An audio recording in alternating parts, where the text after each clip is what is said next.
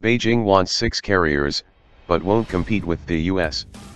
Shortly after China's first homemade aircraft carrier set off for sea trials on its maiden voyage this week, the Chinese media starting making waves, saying the country's navy needed 4 more such vessels to advance the country's interests in the Western Pacific and Northern Indian Oceans. Some Chinese papers said the People's Liberation Army needs a total of 6 carriers to form convoys and strike groups to project and advance China's interests in the Western Pacific and Northern Indian Oceans. Senior Colonel Zhang Ye, a research fellow with the PLA Naval Research Institute, told the People's Daily that the new carrier, which is due to be delivered to the Navy by the end of the year and commissioned within 2 years, could ply routes in the Western Pacific and Northern Indian Ocean to safeguard China's interests in the geopolitical and maritime stakes.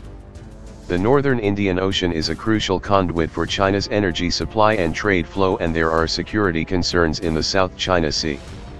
6 carriers could give China the leverage to maneuver in a worst-case scenario if it had to deal with emergencies on several fronts, said Zhang.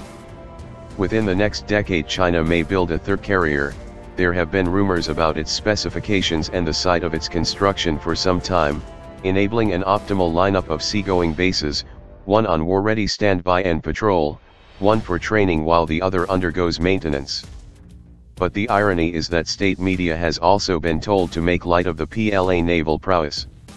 While touting the host of cutting-edge technologies on the new indigenous carrier in typical party agitprop, reports appearing in Chinese newspapers have also followed the official line that Beijing has no intention of entering a carrier arms race with the US.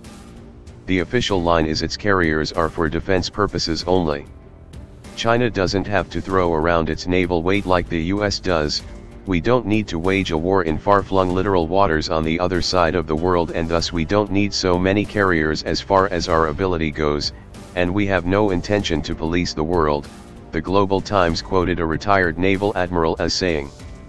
This is indeed Beijing's admission of the obvious mismatch between the two navies. The US has 11 nuclear carriers in active service, with the 100,000-ton Gerald G. Ford supercarrier in sea trials as well. Hubo, of Peking University's Institute of Ocean Research, also told the paper that the yawning mismatch was not merely in size, as the US Navy's fleet of carrier-based fixed-wing early warning aircraft was another formidable edge. Early warning aircraft are indispensable for a carrier strike group to execute high-intensity air operations on the high seas.